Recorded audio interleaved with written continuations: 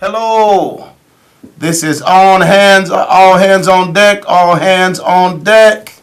We're filling in today for the one and only Reverend Ira J. Ackley.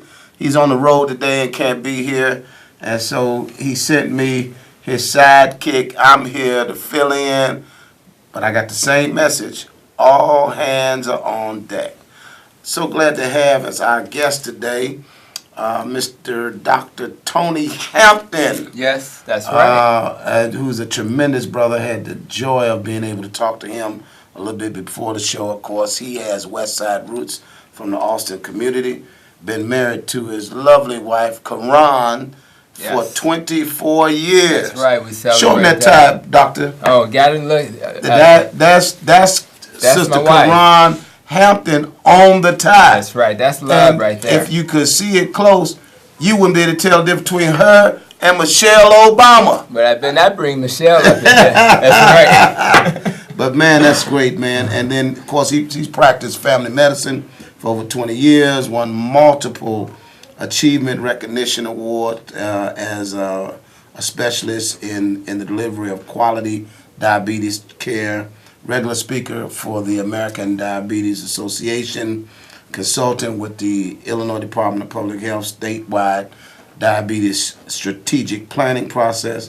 And he's the author of a fabulous book called Fix Your Diet, Fix Your Diabetes, Fix Your Solution for Reversing Diabetes. You can do it. And so a delight to have you, Dr. Hampton. It's my pleasure. Man, it's my pleasure. It's my pleasure. Before we talk a little bit about your work and even your book, can you explain a little bit about what you mean by True North? What is that? You know, True North, I got into leadership when I was with Advocate, and I'm still with them now. And Advocate talks about True North, which is an aspirational goal. In other words, where you're trying to get in life. And my patients with diabetes, they're always trying to figure out how to get to a better place with diabetes. Yes. It's very frustrating. So True North means you're working towards your aspirational goal, right? You're just trying to go there. And you don't even have to always get there. You just want to get a little closer. And if you get close enough, you'll be fine. So for my patients with diabetes, we're trying to reverse it. We're not trying to just take medicine. We're trying to get off medicine. So that's an aspirational You talking about goal. Healing. Why not? Not just simply managing. That's why I got into medicine. So let's talk about healing today. Yeah, we'll talk a little bit about this past Saturday, March 25th, that the UN estimated that the current population is 325 million. Of that population, 9.3% of the population have diabetes. Right. In fact, if you really look at it, it's 29 million that's actually got diabetes, but only about 8 million don't even know they have it. So it's actually 29 million that's got it. And I got another secret for you. It's frightening. It's frightening. And 86 million are borderline. Think about that. 86 million are borderline. That means, so if you add those up, and we focus on type 2 because you got type 1 and type 2. Mm-hmm. You got about 114 million people in the U.S. of A. who have either borderline or diabetes. And the problem is we only got 320-some million people. So that means 1 out of 3 people in this country have diabetes or borderline. On the borderline. Wow. 1 out of 3. So you know somebody. That's an epidemic. It's an epidemic. So we gotta do something about it. And as a doctor, it's frustrating when you got 1 out of 3 people in your clinic coming in here to see you, and you feel like they're only getting sicker. So what's the point of coming to see Dr. Hampton if I'm not making people better? So when I started taking this journey, I said I need to do something better. I need to figure out a way to do a better job. And that's what kind of started, what really started the journey is what's on this tie. That's Karan Hampton. She inspired me to take the journey. I was going to write a book about obesity because that's a huge issue in our community. But then she looked at me and said, well, I have this other thing going on. What about my condition? So I kind of turned the ship towards diabetes. The good news is the things we talk about today help both. So we're going to get better with both. And I'm currently working on something for obesity as we speak. Man, thank you. That's right. Listen, this is all hands on deck. This normally is, of course, hosted by the one and only Reverend Ira J. Ackery. You see on your screen the GSJ Family Life Center. The telephone number is on there, 312-738-1060. And, of course, the address there is 1256 North Waller, Chicago 60651. And we're grateful, Reverend Ackery, for all of the great work he and the good people over at GSJ Family Life Center do. So if you get a chance, want to hear from you, you can call in. Our call-in number is, what's our call-in number, Sister Beauty? You got it? Is that it on the bottom there? Yeah, that's the call-in number, 312-738-1060. And so we look to hear from you as you're tuning in. Listen, Dr. Hampton, this is a quote from the tremendous book that you have written, and you say this, and I quote, "I use diabetic medicines to control symptoms of diabetes. Correct.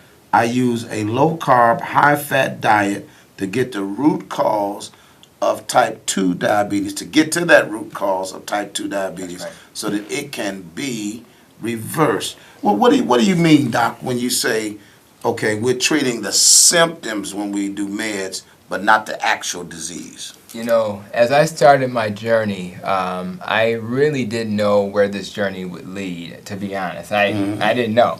But what I found was that when I think about symptoms of diabetes, I think about things like, okay, when you have sugar in your blood, it's going to make you want to urinate because you're trying to get rid of the sugar because your body can't use it because you don't have enough insulin.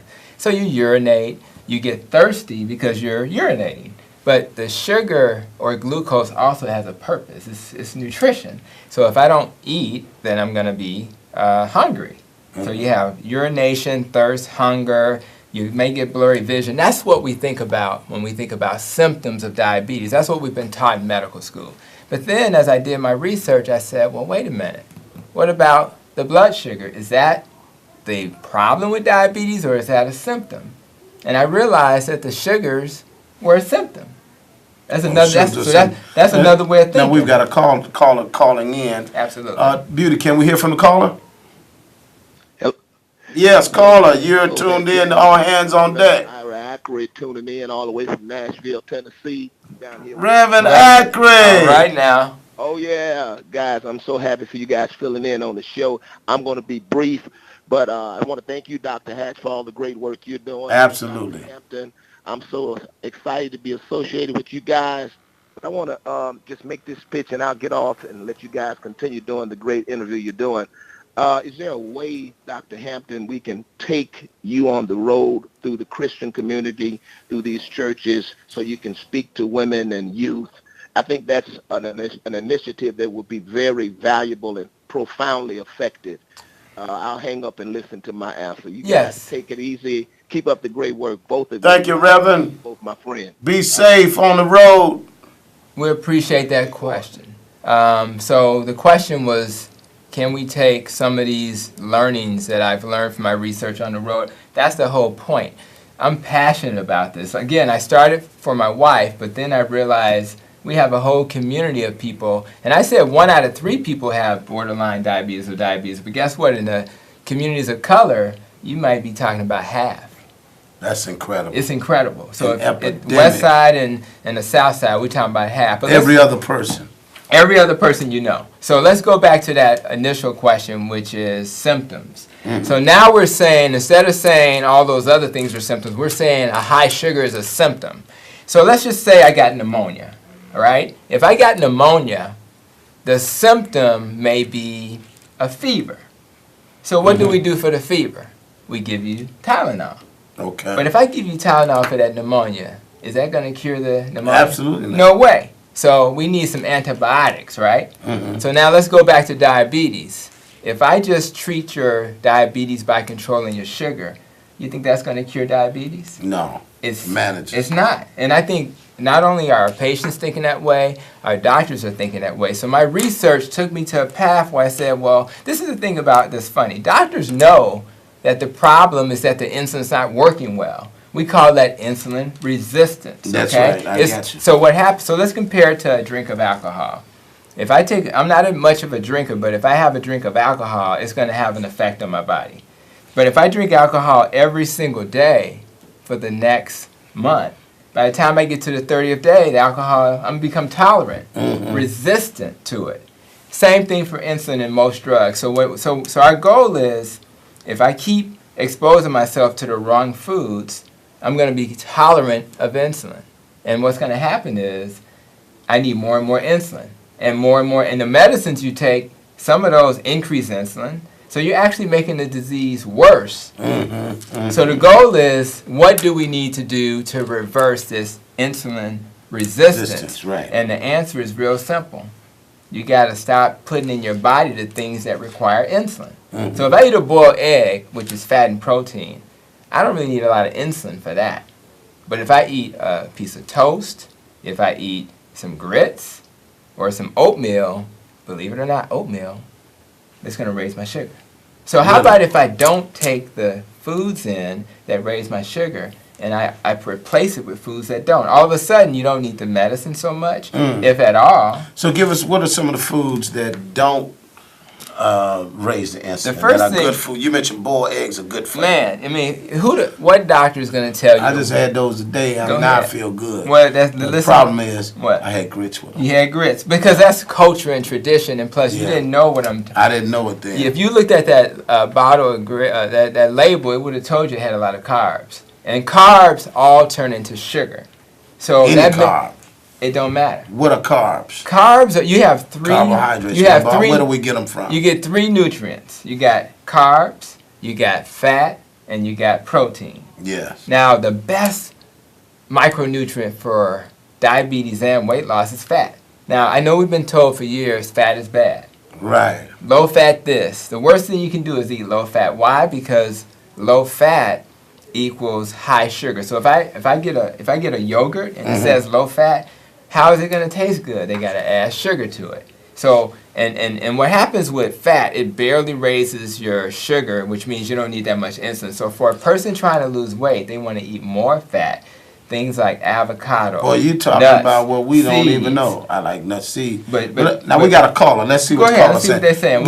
We'll keep going tell with the caller, the caller's on with Dr. Hampton. All hands on deck. Yes, and good afternoon, guys. How you doing? Great. All right. I'm a diabetic. Number one, I've been a diabetic now for 10 years. I keep my A1C anywhere between 5.7 and 6.2. That's good. What I have noticed about diabetes, and a lot of endocrinologists, it seems like they still learning what causes diabetes. I just heard the doctor stated, you could eat a piece of watermelon. You could put three diabetics together, and each amount of watermelon, one would rise up much larger than the other one. One, it doesn't do anything, and then some, it might not, just the level might increase just a tad. What I have learned, vegans, people that work out every single day have diabetes.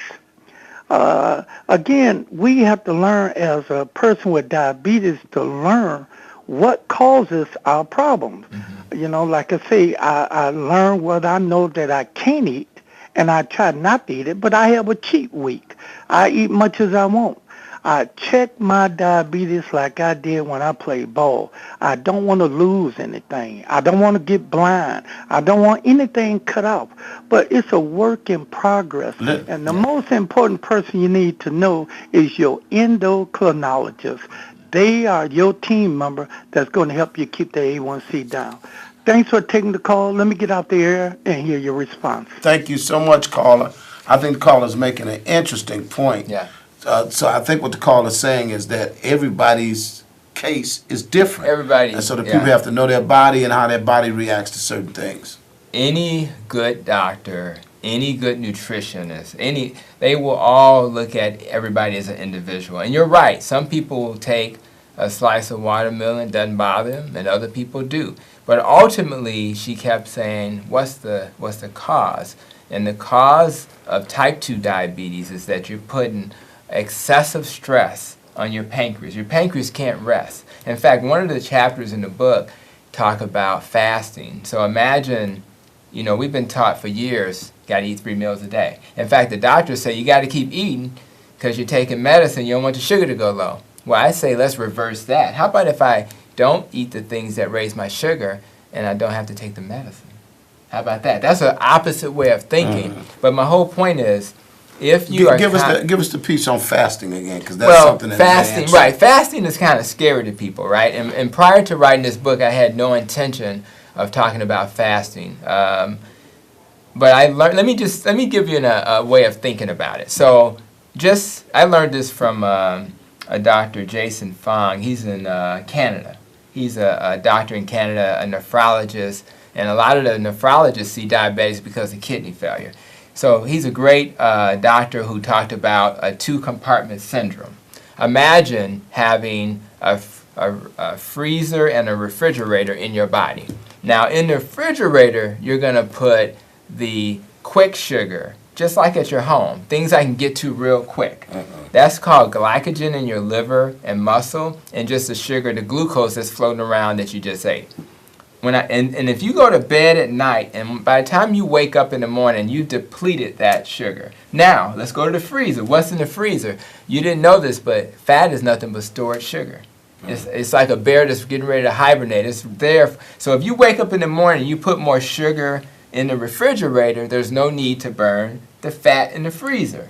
But if you don't eat and you instead have a non-sugary beverage, you got to drink, because if you don't drink, you're going to be thirsty, which feels like hunger. And instead, you may eat between like 12 and 8 instead. From the moment you wake up, now you're going to start burning fat as a source of energy. And not only are you going to benefit from, in that perspective, but you're resting your pancreas. And the reason why the pancreas will fail in most people is because you're constantly eating. You don't give it a chance to rest, and it can't recover. So if you want, so you don't have to fast to be successful with what I've talked about in the book. But if you fast and eat, and we call it intermittent fasting. So you only, a lot of people don't eat breakfast anyway. You just can't wake up and have some orange juice, because now you're putting stuff in the refrigerator, and you don't need to break down fat. So the key is non-sugary drinks.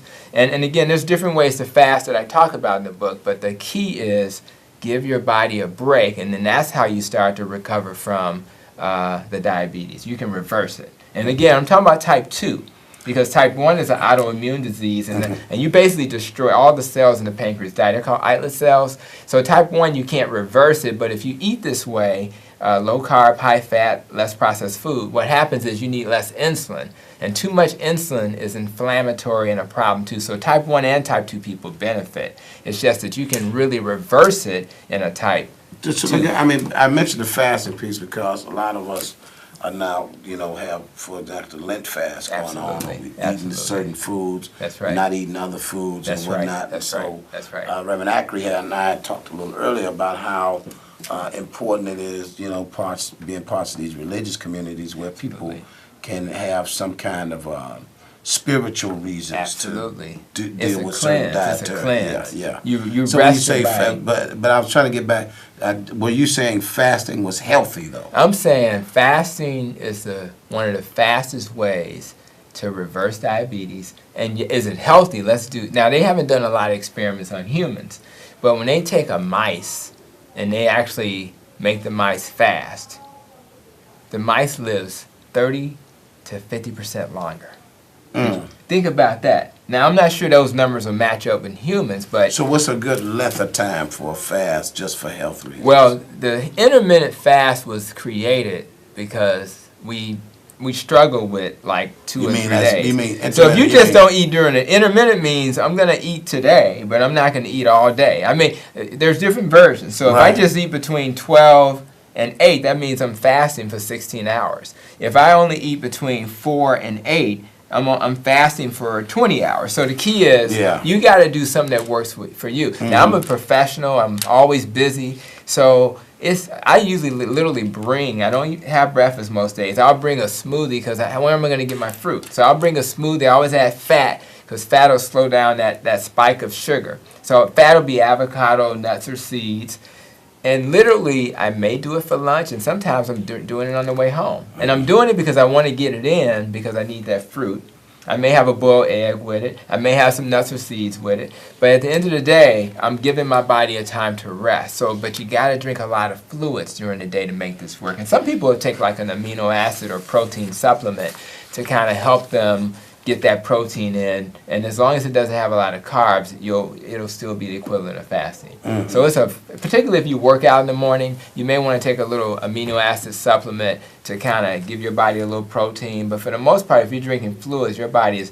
The hunters and gatherers did not eat all day. Mm-hmm. They didn't, so it wasn't really a problem. Mm-hmm. Yeah. And so it's not really natural to eat all day. It's not now. It's unnatural. We didn't have grocery stores back in the day, so we're doing what's unnatural. That's why we're sick. You didn't see when me and you were growing up, everybody wasn't overweight. Yeah. And then when you go into the cafeterias, they cooked real food. They didn't want bringing processed food into And the most place. people ate at home. They ate at home. Most days. Processed food, taking fat out the diet, and all these starchy foods. That's what's making us sick. And the good news is, would you prefer to eat some grits and oatmeal or a piece of bacon and eggs? I mean, that's actually not a bad alternative. Bacon and eggs, you mean? Bacon and eggs not a bad way to go. I'm okay with that. Now, I was a vegetarian before I started writing, so imagine that. I had to flip the script when I looked at the research at Stanford. So vegetarian, is that a good? There's nothing wrong with that, but if you're a vegetarian eating a lot of starchy food, you're still gonna be sick. So you it's the starchy, it's the sugars. So rattle out the starchy foods. Well, let's start with just flour. I mean, let's do this: potatoes, rice, corn, pasta, bread. Just start with that. Yeah. So what do? I go into Chipotle. That's what do I food, do? isn't it? Well, it is. But if I go into Chipotle, all I got to do is avoid the rice, and I have to avoid the corn and the tortilla. Get me a bowl, and everything else in there I can eat. It's not that hard. No, so it's just you just know what to pick and choose. That's all it is. So it's starches. Starches to get you. Most people less than 50. If you can get if you're trying to lose weight or not have diabetes, you get your carbs less than about 50 a day. Now it seems impossible because soda by itself has 38 carbs, right? Most of the juices have 32 carbs, but do the math. You divide the number of carbs by 4, that'll give you the teaspoons of sugar. So 9.5 teaspoons of sugar in the soda, but guess what? About 7 in the juice. So and what do diabetics drink when they're sugar low? They drink orange juice. So we know it's nothing but sugar. So all we have to do is be educated. Cauliflower rice instead of rice. Steamed cauliflower that you mash. Now you got mashed cauliflower. You'll start seeing this in the grocery stores. Using zucchini as your pasta. Things like that get the job done. So again, the goal is to have a tool that's going to help guide you. But I need to talk not just to you guys. I'm talking to my doctor colleagues. And so yes, Reverend Cree said, we're going to go and talk to people in the community, and we're going to talk to our doctors. I'm going to be at the American Diabetes Association meeting on the 8th at McCormick Place talking to folk. I'm going to be at the American Academy of Family Physicians doing a webinar, I think on the 19th, for the doctors. And we're going to start talking to the doctors and to the patients. Now, we were trained. We'll talk a little bit about, we just maybe got a couple of minutes left. Yeah, sure. Talk a little bit about why we struggle so hard in our community with diabetes. What is it that we're doing just wrong that's hurting us? It's nothing wrong with our communities other than most of it is culture, right? So if you go back historically, why do we like cornbread? I think we came here, we were taught how to use corn by the Indians who I think came from... Cornbread isn't good? Well, cornbread, a tablespoon of cornmeal is equivalent to half a tablespoon of sugar. The same for flour. That's why pasta's a problem. So imagine you're making something that you're used to eating with your black eyed peas. Cornbread is bad? Listen, I know it's blasphemous. I understand that. It's cultural. We can't eat cornbread? Listen, we were back in the day, we were in those fields, and we didn't know if we were going to get a break. So Lord Jesus. So we ate it. Help us, Lord. It's going to be all right. We're going to get the book, and we're going to learn some alternatives. We're going to learn some alternatives. But we can't eat cornbread. We need prayer because we can't eat cornbread. Listen, you've been listening to All Hands on Deck and watching us here. It's been a great show and very informative. Dr. Tony Hampton is absolutely fabulous. The man is the tremendous knowledge. If you want to just get more information on him, you can always contact the GSG Family Life Center And you see the telephone number there, 773-378-3300, 1256 North Waller. Reverend Ira Ackley and his staff will be waiting there to talk to you. And so, and it's going to be 2 more weeks before the book is available on Amazon. 2 more weeks. Just 2 more weeks That's it. to So all this knowledge. we're good. In the meantime, stay away from the cornbread. I know. We're going to talk I thought about it some cornbread was more. all right. I know. We're going to pray for the pastor. I thought they had cornbread at the Last Supper. Listen, thank you for tuning in. We're going to see you on the next time. God bless. Have a good one. Bye-bye. Adios.